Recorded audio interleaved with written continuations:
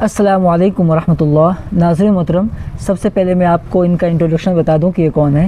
یہ ہمارے چھوٹے بھائی ہیں محمد منہاج اختر، اور یہ ہیں موبائل انجینئر۔ آج ان سے ہم ایک سوال کرنے والے ہیں، اور یہ کوئی اسکرپٹڈ نہیں ہے کہ پہلے سے بتا دیا ہم نے، تو ایسا نہیں ہے، بلکہ ابھی میں سوال کر رہا ہوں۔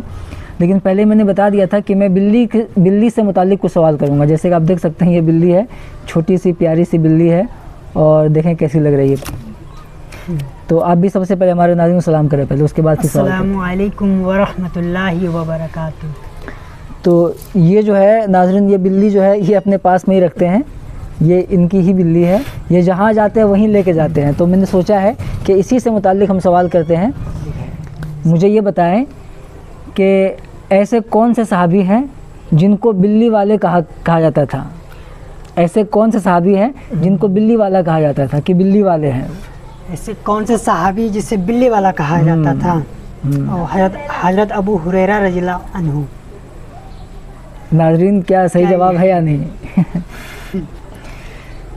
حضرت ابو ہریرہ رضی اللہ عنہ۔ اچھا، یہ بتائیں کہ اگر یہ سوال کا جواب اگر صحیح ہے تو مجھے بتائیں کہ آخر ان کو کیوں کہا جاتا تھا کہ وہ بلی والے ہیں؟ آخر کیوں ان کا یہ نام پڑا، کس وجہ سے؟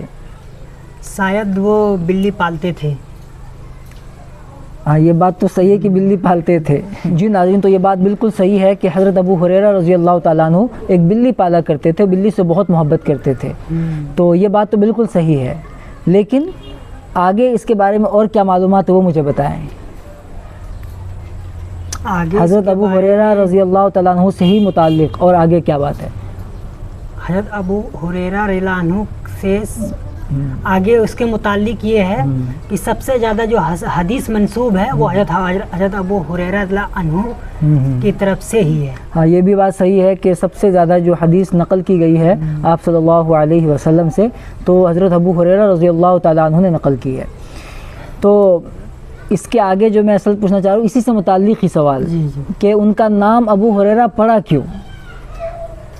ان کا نام جو ہے ابو ہریرہ نام رکھنے کی وجہ ہی یہی ہے کہ وہ بلی سے بہت محبت کرتے تھے۔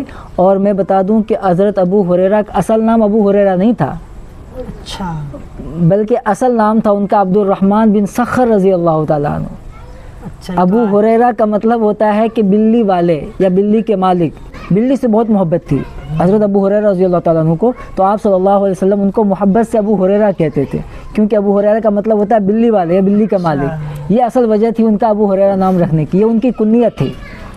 ان کی کنیت ہے جو کہ حضور صلی اللہ علیہ وسلم نے محبت سے ان کو کہا کرتے تھے ابو ہریرہ، اس طرح سے۔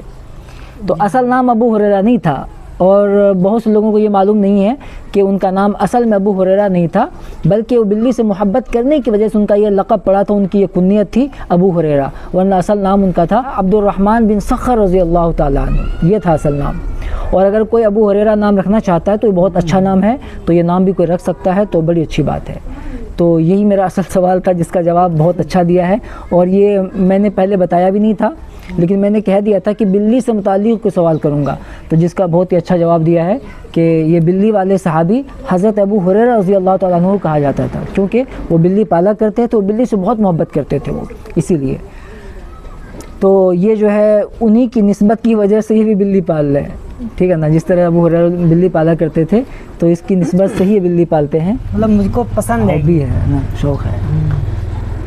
اچھا، مطلب شروع سے شوق ہے، جیسے ہوتا ہے نا کسی کو خرگوش، کسی کو طوطا، کسی کو کچھ اور، تو ان کا شوق ہے کہ میں بلی کو پالوں، ٹھیک ہے؟ یہ بڑی اچھی بات ہے۔ اور کچھ بتانا چاہیں؟ ایک سوال ہے اس کے بارے میں، حدیث میں کیا آتا ہے بلی کے بارے میں؟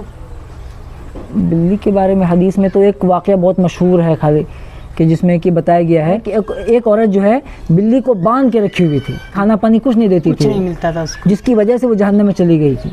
تو سوچیے ہمارا اسلام ایسا ہے کہ اتنی چھوٹی چھوٹی باتوں کا اتنا خیال کرتا ہے کہ ایک بلی کو بھوکا رکھنے کی وجہ سے، اس کو پریشان کرنے کی وجہ سے، اس کو تکلیف دینے کی وجہ سے ایک عورت جہنم میں جا رہی ہے، اور دوسری طرف ایک پیاسے کتے کو پانی پلانے کی وجہ سے وہ جنت میں جا رہی ہے۔ تو دیکھیں، جانوروں پر بھی اللہ تعالیٰ ہمیں رحم کرنے کا حکم دیتا ہے، تو اس لیے ہم سب کو چاہیے کہ ہم جانوروں پر بھی رحم کریں۔ اور ایک اگر کوئی آدمی، جیسے یہ تو بلی ہوئی، اس کے علاوہ کچھ بھی پالتا ہے آدمی، چاہے مرغی ہو، بطخ ہو، طوطا ہو، کچھ بھی اگر وہ پالے تو اس کی آرام کا، اس کی راحت کا، اس کے کھانے پینے کا خیال رکھنا چاہیے، کیونکہ یہ ہمیں اسلام سکھاتا ہے۔ ہاں، اور کیا کہہ رہے تھے؟ اور ایک آتا ہے، حدیث میں آتا ہے सुने हैं कि इसका जूठा क्या है, हलाल है? बिल्ली का जूठा जो है वो पाक है। बिल्ली का जूठा अगर खाना हाँ, खाने पीने की चीज़ में मुंह लगा दे तो खाने इसके बारे पीने में की बताएं। चीज़ में अगर मुंह लगा दे तो वो पाक है। लेकिन अगर कहीं से चूहा खा के आई बिल्ली, फिर अगर वो पानी में मुंह लगा दे या खाने में मुंह लगा दे तो वो नापाक हो जाएगा। दारुल इफ्ता दारुल उलूम देवबंद का फतवा है कि बिल्ली का झूठा पाक तो है लेकिन मकरूह है। दूध सालन वगैरह में बिल्ली ने अगर मुंह डाल दिया तो अगर अल्लाह ने बहुत कुछ दिया है तो ना खावे, और अगर गरीब आदमी हो तो खा लेवे।